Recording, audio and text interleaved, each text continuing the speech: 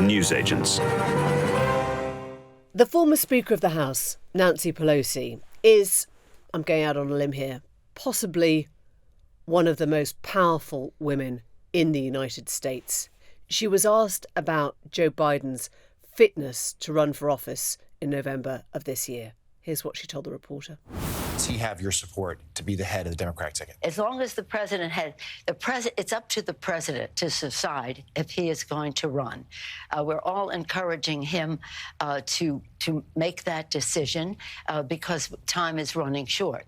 I think overwhelming support of the caucus. It's not for me to say. I'm not the head of the caucus anymore, but he's beloved. He is respected, and people want him to make that decision. He has. But of course, President Biden has already made the decision. He's been clear about his decision. He says he is running. No ifs, no buts. But it's clear that the elites of the Democratic Party, the vultures at the top, are circling. Is it all over, bar the shouting? Welcome to the newsagents. It's Emily. It's Lewis. And Nancy Pelosi rarely opens her mouth without her words being incredibly significant in one form or another.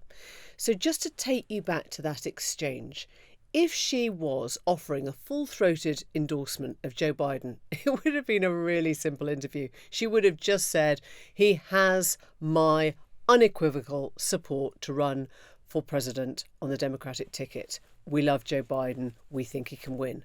She didn't say that.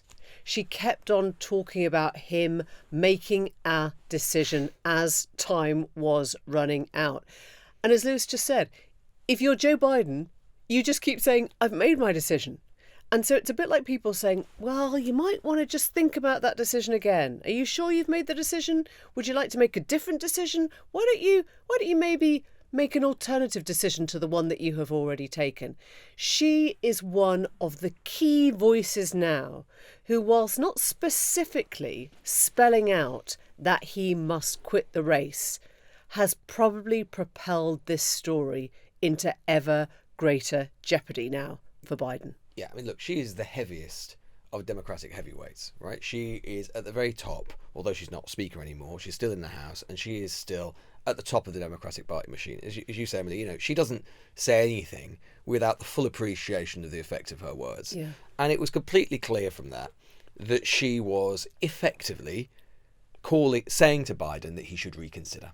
And that is a view which is becoming increasingly common, and more people at the top of the Democratic Party, not just on the political wing, but crucially on the fundraising wing, are starting to say. So there was this moment yesterday in particular where, and this might sound odd, but George Clooney, the actor, came out and said he thought that Biden should go. I love the way you qualify that in case we have lots of listeners who don't recognise the name George Clooney, and they're sitting there scratching their head going, oh, remind me, Snooker, was it BBC Two? Just in case there was another George Clooney, like kind of representative from Minnesota. From Minnesota, something. exactly. Yeah. No, but crucially as well, it's not just that he's an actor, but he is actually a major Democrat Party fundraiser. Like, he's actually a big figure on the financial side of the Democrat Party. And he said on Wednesday, we are not going to win in November with this president. On top of that, we won't win the House and we're going to lose the Senate. This isn't only my opinion, he said. This is the opinion of every senator and Congress member and governor that I've spoken with in private.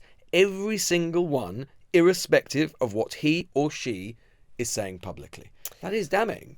And he was the guy who was on stage with Biden and Obama and Julia Roberts and Clinton at a fundraiser just a month ago.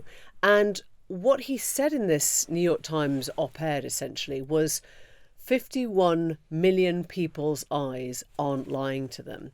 And so in a way, he's kind of taken this out of, what we at the top think or what actors like me think. And he's trying to democratise the position he's taken by saying, I think the American people have already made their judgment. They've already told you what they saw. I might add in parenthesis that if you go back to 2016, George Clooney was one of very many voices who was also saying Donald Trump is not going to be president. Right? Yes, so there was a sort of and certainty. Pelosi. And Pelosi and Seth Meyers, another comedian, So there were lots of people there who thought they could read the runes of the political tea at that time, and they got it wrong. But I think George Clooney has basically decided that he has to be the voice, an apolitical voice speaking politically, because many of the political voices are doing this curious, slightly fudgy hedging thing where they almost don't want to offend Biden. They don't want to weaken his chances by speaking out. And so they are couching it in terms, as Pelosi did, of you can make your decision. Because fundamentally, as I think we've said on this podcast before, it is down to Biden. There is no 1922 committee. There is no Graham Brady. There is Joe and Jill. And at this point, yeah, he is. If he isn't the party, but he is the White House. Yeah, exactly. And the presidency lives and resides within that duo right now in terms of who makes the decisions. But this is the nightmare situation which the Democrats are finding themselves, right? Which is that they are now at a point where they are wounding but not killing. As in they're wounding the king, but they're not killing him. And if you come for the king, you best not miss. You best not miss. And because they are aware that they are now in this vice, this bind. Up to now, or up to that debate, they were basically able to obviate or get around the question of Biden's age by pretending that it wasn't an issue. After the debate, it was clear that it is an issue and there was no real pretending anymore. But they're at a point, and I think the nightmare position they might find themselves in is that everybody now is aware of the issue. It's out in the open. There's no way of getting around it. And indeed, they have wounded the president. They have criticised him. They've drawn attention to it. They're continuing to draw attention to it. They're continuing to draw blood. And they've taken their eye off Trump, meanwhile, for the last month. Meanwhile, the question of Trump's own fitness for office, which is what everyone thought the election would be about, is nowhere, completely receded. Yeah. Indeed, he is looking like the orderly candidate, and the Republicans the orderly party, which is an astounding situation to be in. But they haven't done enough to get rid of him, and there hasn't been enough pressure to get rid of him. And maybe there is no amount of pressure that could be exerted, because ultimately, in the system that they're in, as you say, Emily, there is no 1922 committee. There is no way of formally getting rid of him. It has to come ultimately from him. And I suppose I would worry that the point that you just made is precisely the one in Biden's head, right? Which is that he has got this narrative, hasn't he? Perhaps not an unreasonable one, from 2016, where he was dissuaded from going for it in 2016 by Obama and other party elites. They said it's Hillary's turn, give it to Hillary and so on. He thought he could have beat Trump in 2016, which he may well have done. He didn't do so. He was dissuaded. And because, in a way, I think this is the benefits of his presidency, which have been experienced. He's got tremendous political experience because he's been there for 50 years. But what do you also get from 50 years of experience? You get set in your ways. The people around you get set in their ways. And you become more and more convinced that you are right and everyone else is wrong. And the worry is, in terms of the pressure applying to him, that tendency is not going to go away. I also think, and this is something we're probably going to feel and see with our own recent election, there is a muscle memory of something that feels like revenge or vindication. You have to keep proving yourself. You have to say, oh, I know I lost that, but I can win this. Or I know I didn't stand for that, but I can do it this time. And that's part of his personal story to himself. I think it's part of all their stories. Yeah. Hillary, I guess, is sort of alone in the sense that she lost and she pretty much quit the stage. Yeah. She doesn't make that many interventions. She has talked about who she thought was to blame for that, but it's not the same as relitigating each time. I think it's worth us just taking you through some of the other names who have been a bit more explicit. Michael Bennet, I think, became the first senator earlier this week by saying that Trump was on track to win November's election in a landslide, and he said the White House had done nothing to demonstrate it had a plan for win. Let's just listen to his voice here. I just think this race is on a trajectory that is very worrisome if you care about the future of this country. Joe Biden was 9 points up at this time, the last time he was running. Hillary Clinton was 5 points up. This is the first time in more than 20 years that a Republican president has been up in this part of the campaign. Donald Trump is on track, I think, to win this election and maybe win it by a landslide and take with him the Senate and the House. And so for me, this isn't a question about polling. It's not a question about politics.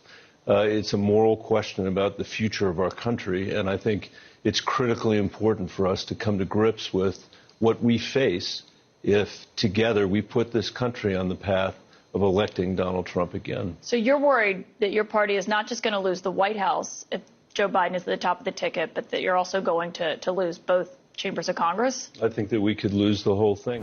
And Peter Welch, who again spoke through the newspaper, the New York Times, I think has been most explicit, the senator from Vermont, in calling for Biden to go.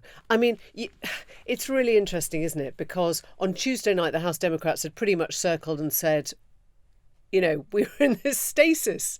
It's kind of anyone who's worked in sort of big organisations, looks at the way management sort of manages itself, will recognise this moment of stasis where you might feel that everyone in the room is agreed on doing one thing, but somehow it doesn't get done, or the opposite gets done.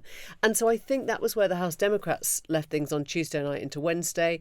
These calls now suggest that people feel there is one last chance this week, next week, and then it's kind of done. It's kind of too late. Yeah, well, there does get to a point. I mean, by the time you're getting towards the convention in August, I mean, it really is too late by then. But you can see, I mean, this is the other consideration, right? And Clooney talks about it in his piece. You know, what Democrat? They're not just worried about the presidency. I mean, there may even be Democrats in the sort of darkest corners of their minds who might consider that there's no way of getting rid of Biden. The presidency might already be lost. If they're really serious about that, or that is a serious possibility, you're thinking about, well, what does a second Trump presidency look like? And you're thinking about, is there a possibility of a Republican trifecta, i.e. Republican control of the presidency, the House and the Senate, that Biden, as opposed to has pulling killed up everyone his else's chances. Exactly, Yeah. that he hurts the candidates' chances down ballot in the House and the Senate. It's already a massively uphill battle because of just the way the seats are coming up this time for the Democrats to retain control of the Senate. The House is on a knife edge. I mean, you know, we're already thinking about the plan that Trump has in place for a second Trump presidency, how much more organised it's going to be, how much that will be helped and augmented by having control of Congress. He would be able to run the table. I mean, I guess if you wanted to make mischief as one of these senators who's spoken out, you could publicly call for Biden to do another debate. Right? You could just say, come on then, you know, if you had an off night, if it was a bit of jet lag, if it was a bit tiring, let's just do it again. Right? Let's do the rematch. It's something weirdly that Donald Trump has already suggested. I mean, let's see if he put his money where his mouth is. But that could be a pretty quick ending to the whole question. Out of the race. It's a shame the way they're treating him. But don't feel sorry for him. He's a very bad guy. So tonight I'm officially offering Joe the chance to redeem himself in front of the entire world. Let's do another debate this week so that Sleepy Joe Biden can prove to everyone all over the world that he has what it takes to be president. But this time it will be man to man, no moderators, no holds barred. You know, I think even Kamala Harris, the vice president, would present, in Trump's mind, a real issue because suddenly he's looking like the old man on the stage. He's looking like the rambling old new fool. energy. Right. I mean, we've seen even this week, haven't we? I mean, you know, Meg, in terms of comparisons with our own politics, suddenly when you have someone new who just comes in, they can change expectations and you can change the way. Starmer looks different now he's Prime Minister, right? When you actually become the candidate or you become the person, suddenly there's a different energy about you and there's a different authority about you. Also, there is a sort of comedy sequence of events that we've seen, which is like England don't miss penalties, England through to the final of the Euros. You know, the GDP forecast, even though it goes back to May, suddenly up 0.4%. And we know that these are not as a direct result of Starmer. I mean, you know, you cannot do this sort of stuff in 3 days. But it gives that sense of change and optimism in a country. And that's very useful for Starmer right now. And it would be very useful for the Democrats and very, I think, hurtful for the Trump campaign, which the Democrats must see that, right? They must know that that is the obvious way to get a fillip in the polls now. The truth is, right, for Biden, is that obviously he reacted to the initial debate by saying he had a terrible night. He has then each and every time tried to recover his political position. You know, he did the interview with Stephanopoulos. You know, he's called into Morning Joe. This is George Stephanopoulos on ABC. On ABC, a TV interview. He called into Morning Joe. He's appeared, you know, he's taken a few questions. Each of his appearances since then, they weren't as catastrophic as the debate. But again, much like the Democrats' reaction to Biden since, it's kind of not quite one thing nor the other. Not catastrophic enough to seal his fate and force him to go, but nowhere near as assured enough or as confident enough to actually give reassurance, not only to the Democrats, but to the voters, that, yeah, it was just a bad night. In each of his appearances since, he has still been doddery. Yes, he still loses his train of thought. He's clearly showing, and this is the kind of, to me, it's a kind of unique political problem, probably in the history of the presidency or for politics generally, which is that the problem now with this issue being so legitimised in the public debate, before it was just, a Republican talking point and it wasn't a sort of mainstream thing. Maybe it should have been, but it wasn't. It means that each and every appearance he does, there is a risk factor. All he needs is one really other catastrophic performance, and everything they do to try and put the issue back in the box between now and again, it disappears. And it's also sucking all the oxygen out of all the other issues. Not how least long Trump since we've being talked a about? felon. Yeah, we haven't talked about the economy. We haven't talked about immigration. We haven't talked about any of the sort of stuff that Biden wants to be talking about, really. And we haven't at all turned the spotlight on Trump's deep unsuitability for high office again, and Project 25, this whole kind of reshaping of, the civil service equivalent in the US, by which he would get rid of virtually anyone who disagreed with his agenda, legislative agenda, or maybe even personality. I mean, there are big things that the country should be talking about, and all of it has been focused on, have his teeth fallen out? Or has he got Parkinson's disease, or whatever it happens to be? We have heard the White House press secretary adamantly deny that the president has Parkinson's. But it's interesting that there are now people who are trying to sort of work out what the doctor has been doing, the neurological doctor has been doing in the White House 8 times, what they have now ruled out as opposed to not ruled out, trying to understand the shape of his, body, his stoop, his face, with kind of different medical conditions. This is a bad kind of jigsaw identification game now, which is taking away from any kind of substance about the election and its massive impact on the rest of the world in November. Yeah, indeed. I think sometimes we're in danger of forgetting. I mean, it's reminded us this week. NATO 75th anniversary. Zelensky is there. Zelensky's met Starmer. He's there with Biden and so on. I mean, this election is going to... Obviously, an American presidential election always has geopolitical significance. I can't quite think of one which has had more significance in recent memory, because the fate of Ukraine rests on it. The way in which America will respond to a revanchist Russia, an expansionist Russia, rests on it. The way it responds to China and Taiwan rests on it. I mean, almost every theatre, what's going on in the Middle East, almost every theatre, and our own European security, almost every arena of the world, every theatre of the world, it's going to have huge import and impact on. And this is, in a way, the tragedy with Biden, potentially, in a sense that he, as he always says, and he's right, he says he's the one who beat Trump. That's absolutely right. And yet he may also historically be remembered as his enabler. And that is a tragedy for a man with such extraordinary public service. Yeah, and an extraordinary sort of wealth of love from his party. That's the complexity, isn't it? You're right. Yeah. Like Pelosi said it at the start, he's beloved. That's one of the other complexities here, which is that he is beloved by the Democratic Party, right? If he was less liked, Pelosi and Biden have an easier. Incredibly close relationship. Yes. They go back obviously decades together, and in that way that people who've grown up together often see each other at the age of which they were when they first met. So you tend not to notice these things naturally because you've grown up together. But I think the other thing I'd say is that in 2020, I was on the campaign trail in Pennsylvania, key swing state, and we were expecting Biden that morning, actually, when it was a terrible rainstorm and they decided not to put him out there because, they didn't want him catching a cold. I mean, now I think back to that. At the time I was like, oh yeah, of course he doesn't want to get wet. I understand that. My hair goes frizzy. But now I think back and I'm like, really? The president didn't want to, Well, we do forget was it rain? It was such an unusual campaign. It was, the pandemic, and it was COVID, exactly. So I mean, really that's the point. He could be in his COVID basement. really helped Biden. I think that's right. But what I remember is the phrase that he used there repeatedly, which was "democracy is on the ballot." Yeah. Now, even more so in 2024, democracy is on the ballot, right? We are in a post-January the 6th age. We know that democracy has been played with and squeezed by Trump and the MAGA lot, over the election results. So why would Joe Biden, who knows what's at stake here, dare to risk it? I guess that's where we end up. Right, we've done Biden. Turning to our whole new collection of Labour MPs, hundreds of them, not just Labour MPs either.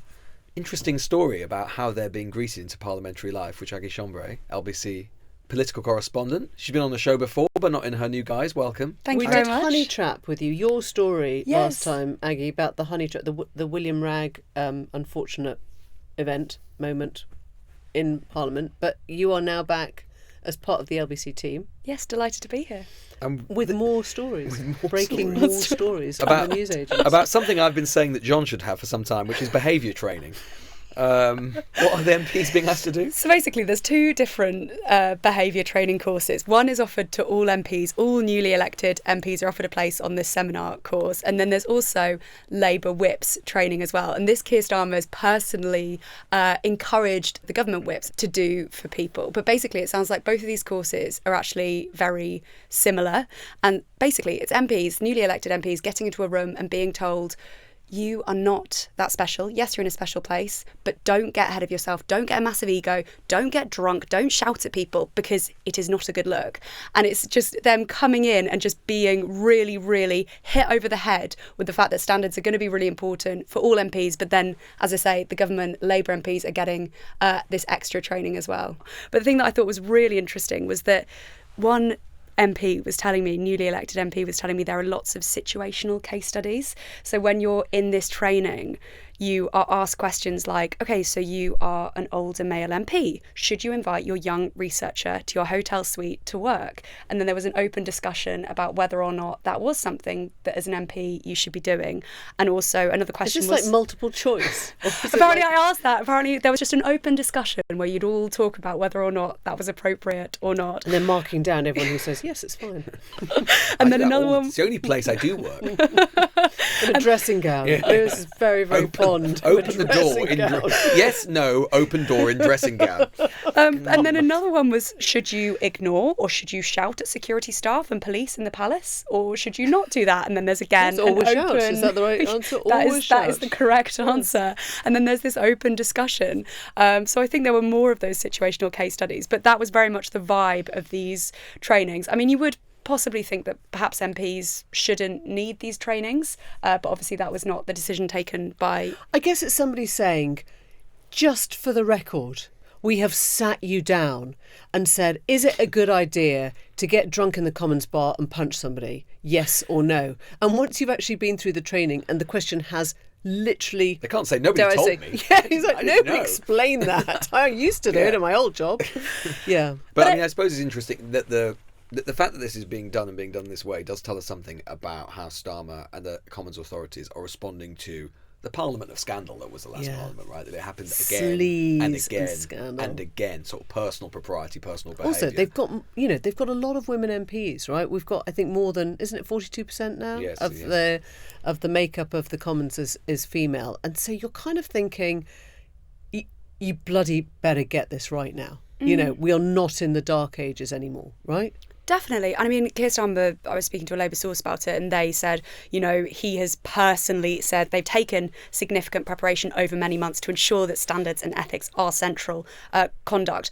But also, I think there was a stage last session where there were more suspended MPs from different parties than there were Lib Dems. So, I mean, it really did get bad at some points during the last session. So obviously, just... To be fair, in the last Parliament, there were probably more MPs called Gary than Lib Dems, right? I mean, now they've really set the bar quite high. Yeah. You know, if there are more suspended, scandalous MPs. Actually saying like more than the number of Lib Dem MPs really means something. Like being twice the size of Wales or whatever, that sort of bit of journalism. But yeah, I mean, it is. Well, I suppose it relates back to this thing that Starmer. It's the sort of early narrative of this government, right? Which is this stuff about service. Like Starmer's just hammering this message about returning politics to service, right? Which I suppose this is part of. Yeah, and I think we got that briefing after his first cabinet meeting. That was one of the things he said to his cabinet ministers in that first meeting. You know, this is going to be really important. Ethics standards are going to be really important for me. But I mean, just going back to that thing of them being new MPs. It is weird that a lot of them are going to be managers for the first time. Like, as an MP, you actually have loads of different roles, and you have to... They're now having to hire staff and, like, think about the setup of their office and manage people. And some of them just won't have that skill set. There's a lot of young MPs, particularly on the Labour side, loads. I mean, I don't know, I've been struck in last week by the number of... Like, you know, first day on my way to work, and it you know, really young people in their 20s. Do you remember that, you know, the sort of the archetypal sort of Tory MP would always bring his wife in hers. Now I think you'd bring your mum, right? Certainly if you're a new Labour MP, yeah. Would you mind? You know, just a few days, come on. You would love it if your sons did that. That I'd would be absolutely love it. lunchbox, whole thing.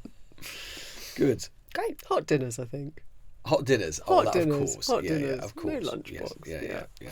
Aggie- Your mum come to work this week? For your Yes, first? she's actually outside. She's outside. She's outside now. She'd be delighted to come on the podcast. She just likes to follow me around and tell me I've got food down my top. Will you come back on? Or have you had Yes, enough? Is this I'd be delighted to. good? Okay, well, we'll see you soon then. Thanks so much.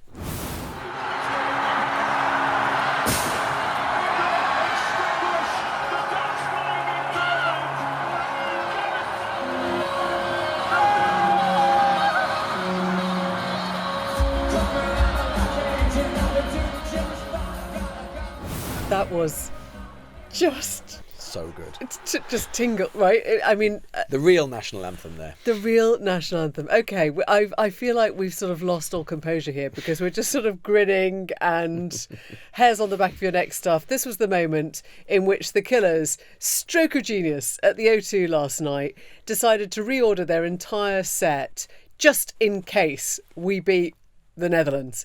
And sure enough, I think, what was it, a minute before the end of the game? I think they played the last couple of minutes. The last couple of Yeah. minutes, they suddenly switched the whole arena screen to our boys, in Germany, playing that final 2 minutes, sort of the 92nd minute of the match.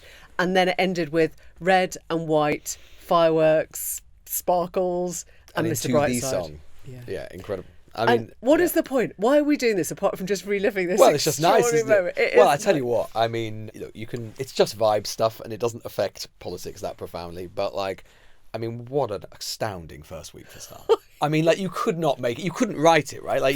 You become prime minister, first Labour prime minister in 14 years. You get a majority of 170. Your party is eternally grateful to you. In the first week, you're off to Washington. I mean, there was the astonishing picture of him and his wife last night on their White House balcony. on the balcony, looking in love when everyone else looked a bit statuesque. Just absolutely. And then you're going to Berlin on Sunday. You've only been prime minister for 10 days. Wait. You've skirted past the bit which is where Joe Biden, the actual, for now, President of the United States, sits there going, it's all down It's to down the to new Prime this is the Minister." soccer match. It's all down to the prime minister, which is one of his rare lucid moments. Yes. And then you're coming back. You're flying back into London on the Sunday. You're going to Berlin to watch England in their second Euros Okay, final. I mean, look, whatever happens on Sunday, you have these 3 glorious days, sort of Schrodinger's football match, right? Pictures of Where him there. The pictures of him with Prince William there. And if they win or lose, it doesn't matter. Yeah. The pictures are there. The new prime minister there. I mean, honestly, you couldn't write it. It's perfect. Yeah, and even that, I mean, I have to say, the King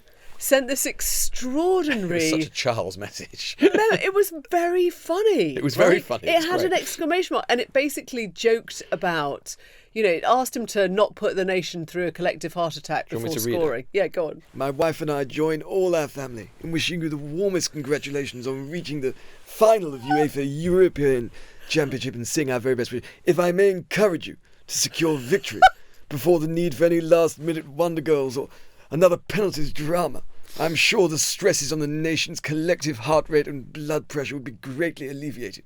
Good luck, England. Charles R. It's honestly like being in the room with the monarch, which I Mike Miller. frequently am. Clearly. But I cannot imagine his mum writing that, right? It's no. a very Charles thing. It was very him. It's very nice. It's quite funny. It's the most sort of English way of Great writing he could have done it, right? And so Latimer, like. I know. I mean, look. What he should have just said, just bloody score, will you? Score early. I sort of love it because you suddenly, I mean, you see this weird triumvirate of Southgate, Starmer, and the King. Very weirdly similar personalities, I think. I don't know. In some ways, yeah. I mean, Starmer and Southgate in particular. I mean, you can, I mean, they are sort of unshowy, sort of do not tell kind of politics, kind of figures. And they, I think the thing about this, trying as to well, sort out the left wing. it's sorts out there. Yeah.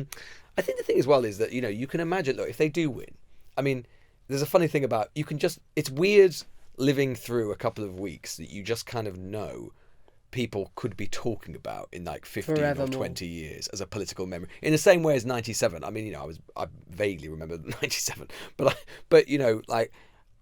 the way people talk about it now, I'm sure, it would have felt very different in all sorts of ways. Of course, there'll be glimmers of it, but there's something about political memory, about all these things coming together, happening in the summer, all at the same time. People, if they win, and even if they don't win, but particularly if they win, there will just be this kind of sustained political memory that whatever happens with the Starmer premiership, and in particular, actually, if it goes south, people will talk about those kind of early promise of those early days and that special summer. The thing about 97, right?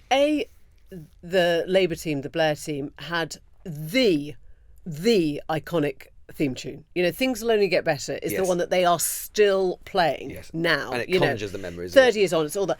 And it was also peak sort of Britpop, right? Cool Britannia. So cool Britannia, but there was a real sense. I mean, this is why I think the Mr. Brightside thing works so well. There is nothing that sort of encapsulates the emotion of sport better than the perfect soundtrack.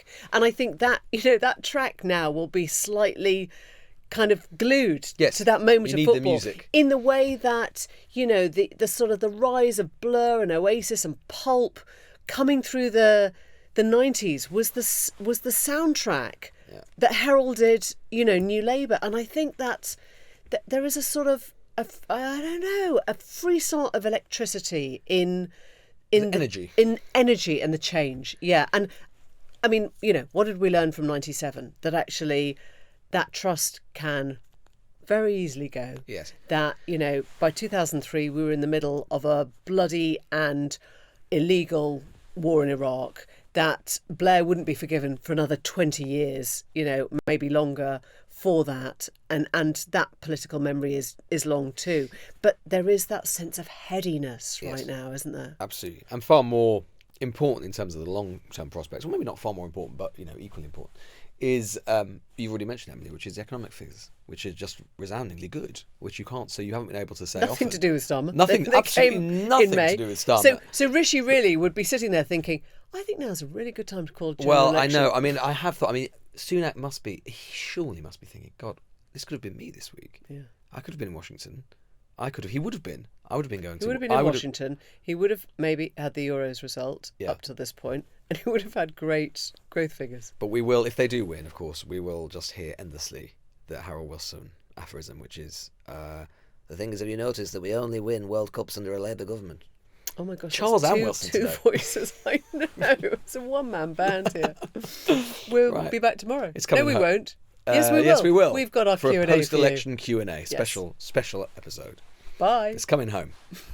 Don't say that. I'm going to make him take it out. We're taking that out. Bye-bye. No, we're not. It's coming home. You're going home. I'm going home. I wish. I'm going to lock you in a box. I wish. The Newsagents. This is a Global Player original podcast.